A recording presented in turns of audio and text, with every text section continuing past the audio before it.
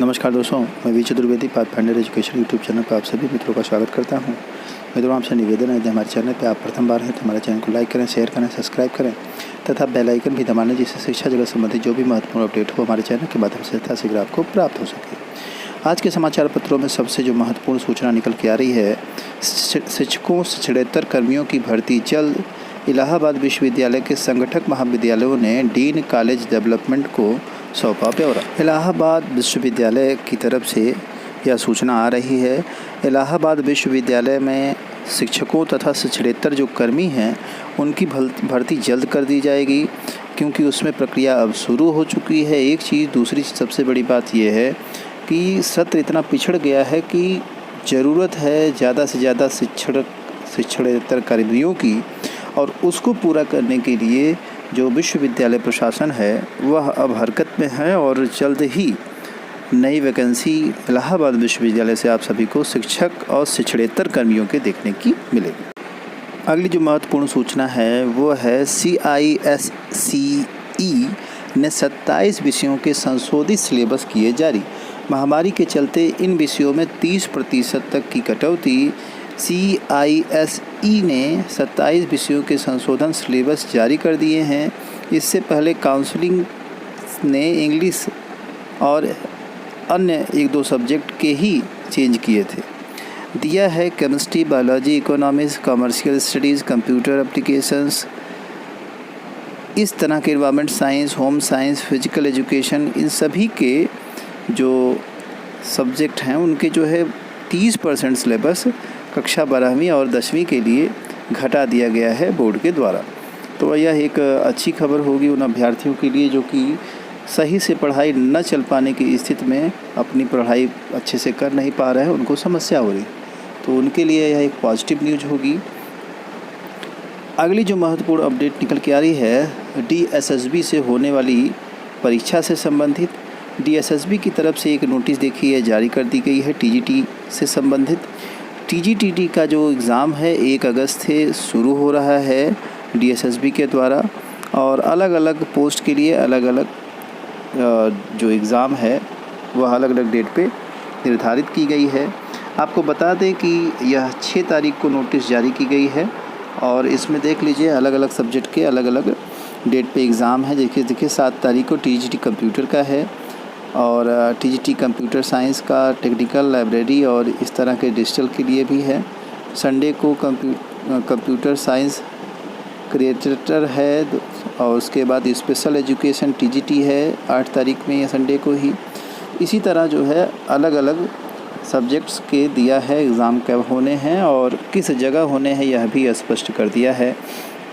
तो यह एक नोटिस जारी की गई है दिल्ली DSSB से। अगली जो महत्वपूर्ण अपडेट निकल के आ रही है वह माध्यमिक शिक्षा सेवा चयन बोर्ड से आ रही है।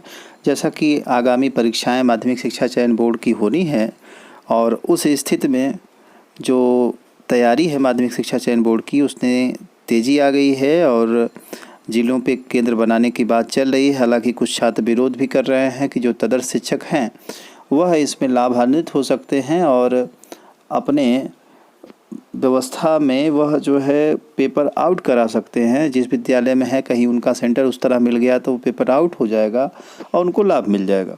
तो इसका काफ़ी विरोध भी हो रहा है। हालांकि बोर्ड की तरफ से दिया है कि यूपी शिक्षक भर्ती 2021 में नकल पर लगाम लगाने के लिए बोर्ड सख्त तैयारी कर रहा है।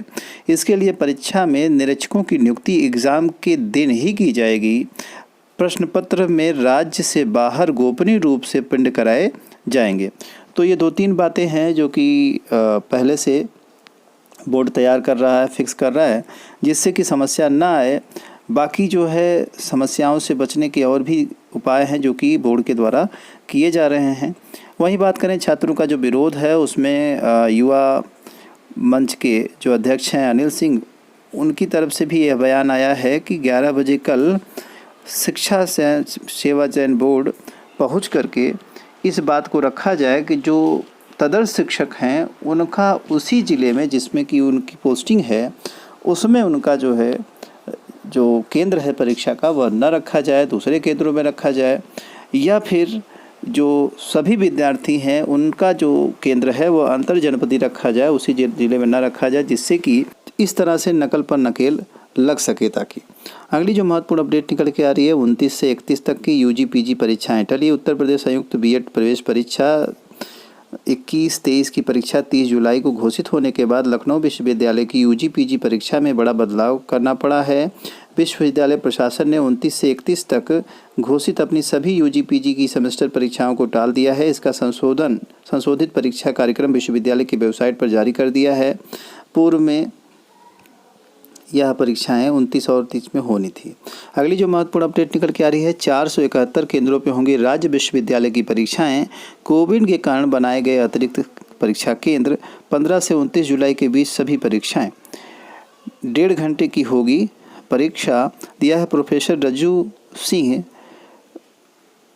राज्य विश्वविद्यालय की परीक्षा 15 जुलाई से शुरू होने जा रही है। इसके लिए प्रयागराज, फतेहपुर, कौशाम्बी और प्रतापगढ़ में 471 परीक्षा केंद्र बनाए गए हैं और इसमें कुछ अतिरिक्त परीक्षा केंद्र भी बनाए गए हैं, जिससे कि कोविड-19 के नियम रेगुलेशन का पालन किया जा सके और परीक्षा ठीक ढंग से कराई जा सके। परीक्षा 1.5 घंटे की होनी है और MCQ टाइप के क्वेश्चंस की चर्चा है। MCQ टाइप के क्वेश्चंस आएंगे। अगली जो महत्वपूर्ण अपडेट निकल के आ रही है, इग्नू अंतिम वर्ष की परीक्षा की डेट शीट जारी। अगस्त में स्नातक व स्नातकोत्तर डिप्लोमा कोर्स की और अधिक संक्रमण बढ़ने वाले राज्यों में दिसंबर में होगी परीक्षा। तो इग्नू अंतिम वर्ष की जो परीक्षा है उसकी डेट शीट जारी कर दी गई है। तो ऐसे अभ्यर्थी जो कि इग्नू से कोई भी कोर्स कर रहे हैं उनके लिए यह सूचना महत्वपूर्ण होगी। कोरोना के कारण कुछ ऐसी जगह हैं जहां की परीक्षा को दिसंबर तक कर दिया गया है, तो आप देख लीजिए। अगर आपका इसमें से कोई कोर्स है तो आप जो है अपने अनुसार तैयारी करते रहिए। अगली महत्वपूर्ण DU मेरिट से आ रही है। DU में मेरिट पर आधारित आवेदन अगले माह और JNU में अभी स्पष्ट स्थित नहीं। तो JNU में तो स्थित अभी स्पष्ट नहीं है, किंतु DU में यानी दिल्ली यूनिवर्सिटी में मेरिट के आधार पर आवेदन अगले माह से शुरू हो जाएंगे। स्नातक परास्नातक में प्रवेश परीक्षा आधारित कोर्स के लिए आवेदन जुलाई में ही शुरू होने थे। तो यह एक महत्वपूर्ण सूचना होगी आपकी DU यूनिवर्सिटी से। अगली जो महत्वपूर्ण अपडेट निकल के आ रही है, 2 से ज़्यादा बच्चे तो नहीं मिलेगी सरकारी नौकरी, पदोन्नति और सब्सिडी। तो जो नई पॉलिसी लागू हो रही है, पॉपुलेशन पॉलिसी यूपी में, उस पर विचार चल रहा था। आज इस पर बयान कुछ आ सकता है या इस पर कुछ आगे प्रक्रिया बढ़ सकती है, उसी को लेकर के सूचनाएं छपी हुई हैं और स्पष्ट किया गया है कि 2 से अधिक बच्चों को सरकारी नौकरी में लाभ नहीं मिलेगा। यूपी में आने वाले समय में जिन लोगों के 2 से ज़्यादा बच्चे होंगे वे सरकारी नौकरी के लिए अपात्र माने जाएंगे। यही नहीं, ऐसे लोगों को न पदोन्नति मिलेगी न ही किसी तरह की सब्सिडी। ऐसे लोग स्थानीय निकाय का चुनाव भी नहीं लड़ सकेंगे। ये प्रावधान उत्तर प्रदेश जनसंख्या नियंत्रण, स्त्रीकरण और कल्याण विधेयक 2021 के तहत किया जा रहा है। अगर ऐसा किया जाता है तो बहुत लोग ऐसे होंगे जो कि इसमें बाहर हो जाएंगे। तीसरी संतान पैदा करते हैं तो प्रतिनिधि का निर्वाचन रद्द करने का प्रस्ताव है। साथ ही चुनाव न लड़ने का प्रस्ताव भी देना होगा, जबकि सरकारी कर्मचारियों का प्रमोशन और सेवा समाप्त करने तक की सिफारिश की गई है। राज्य विधि आयोग ने इस मसौदे पर आम लोगों को से 19 जुलाई तक सुझाव मांगे हैं। वहीं बात करें लाभ की, तो विकास परिषद या विकास प्राधिकरण से भूखंड आवास खरीदने पर सब्सिडी, घर बनाने या मामूली ब्याज दरों पर खरीदने के लिए सॉफ्ट लोन, पानी, बिजली, क्रिकर जैसे उपयोगी शुल्क पर छूट, मातृत्व या जैसा भी मामला हो, पूरे वेतन और भत्तों के साथ 12 महीने का पितृत्व अवकाश, राष्ट्रीय पेंशन मुक्त स्वास्थ्य देखभाल सुविधा और जीवन साथी के लिए बीमा कवरेज के तहत बहुत सी ऐसी बातें हैं जिनका कि लाभ अभ्यर्थी को मिलेगा। न मिलने वाले लाभ केवल 4 यूनिट तक सीमित होगा। राशन कार्ड, राज्य सरकार से कोई सब्सिडी नहीं मिलेगी, उस पर रोक हो जाएगी। नियम तोड़ने पर अधिकारियों और कर्मचारियों की नौकरी भी जाएगी। राज्य विधि आयोग ने की अहम सिफारिश। ये कुछ महत्वपूर्ण बिंदु हैं जिस पर कि निर्णय हो सकता है। अगली महत्वपूर्ण अपडेट क्या आ रही है, बीएड छात्रों ने चलाया ट्विटर अभियान। बीएड के अंतिम सेमेस्टर के परीक्षा व परिणाम कार्यक्रम को अविलंब जारी करने को लेकर के पूर्वांचल विश्वविद्यालय से जुड़े विभिन्न कॉलेजों के छात्रों ने शनिवार को सुबह 10 बजे से 4 बजे तक ट्विटर अभियान चलाया। परीक्षा 15 तक कराए जाने की बात कही जा रही है और परिणाम 31 अगस्त तक घोषित करने की मांग अभ्यर्थियों ने रखी है। तो इस तरह से अगर ऐसा होता है तो अभ्यर्थियों की जो सत्र हैं काफ़ी लेट हुए हैं, वह समय से हो सकते हैं। और वाकई में उनके तीसरे सेमेस्टर का रिजल्ट अभी तक नहीं आया है। यूनिवर्सिटी परीक्षा में जुटी हुई है और बीएड प्रवेश परीक्षा में जुटे हैं अभ्यर्थी। तो इस तरह से अलग अलग यूनिवर्सिटी अलग अलग अपने दायित्वों को निर्वाह करने में जुटी है। फोर्थ सेमेस्टर की तरफ ध्यान खींचने के लिए यूनिवर्सिटी विभाग और कुलपति आदि का ट्विटर अभियान छात्रों ने चलाया। तो इन्हीं सारी महत्वपूर्ण अपडेट के साथ सूचना सुनने के लिए आप सभी मित्रों का बहुत बहुत धन्यवाद। हमारे चैनल को लाइक, शेयर और सब्सक्राइब करें। Thank you very much.